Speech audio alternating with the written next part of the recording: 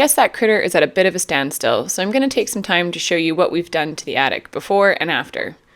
This was on the very first day we moved in. Everything covered in the 1973 orange carpet.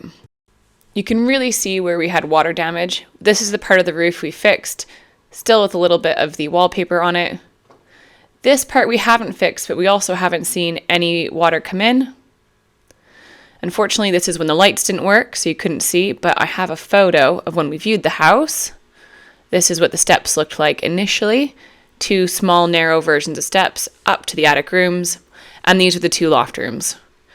No radiators, absolutely freezing cold, rotten windows, cracked around the fireplaces, and just rather unpleasant to be in. These rooms both have bees coming in. We do believe there are hives on either side of the roof. We're hoping to rehome them soon. So this is the steps as they are today. All of the yellow carpet is gone. We took it to the tip, the last bits of it last week. As you can see, we're in various stages of pulling up the floorboards, trying to get rid of the worst bits that were absolutely rotten, trace back old wires, replace ones that need to be replaced, and replace rotten joists like these, and eventually plasterboard on the other side from the downstairs rooms. After we took up the carpet, this is actually what that little area looked like. You can see how discolored the floorboards were, how rotten they were, and all the water stains from years and years and years of water coming down this wall. It was actually pretty easy to get these floorboards up just because they're in such a sorry state. The only other thing we did under these floorboards was terminate a light that was downstairs just because it was screwed into the damp wall and it was above the sink, which we're going to get rid of anyways, and you definitely don't need a light in that specific corner of that room. This is where we pulled up floorboards on this side. Joist rotten as well. There's a massive beam under there which is rotten, and so we're going to have someone come out and look at that in a couple weeks. And then you can see the beam that runs along here behind the white beam is also rotten. This is what it looked like right after we pulled up the carpet. You can see again just how rotten these floorboards were. The skirting board was rotten as well, just coming off in pieces. The wood was essentially disintegrating as you touched it. Now, this is the only part of the house that's finished.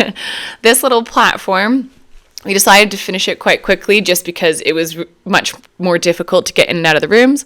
The first thing I did is took all you lovely TikTokers' advice and stuff all the cavities with steel wool. We just bought at Screwfix for quite cheap. Any little hole I could find I stuffed with steel wool. While I was doing that, Laura was downstairs sanding and varnishing the floorboards, get them ready to put back in. While she was doing that, I also had the time to insulate that cavity as well. We also moved a light fitting. That platform is right above the IKEA cupboards we put in, and the light was getting in the way of the doors, so we just moved it forwards a bit.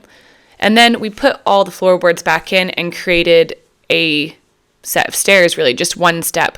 We boxed it out with 2x4s, insulated that as well, and then secured all of the restored floorboards around the frame we made.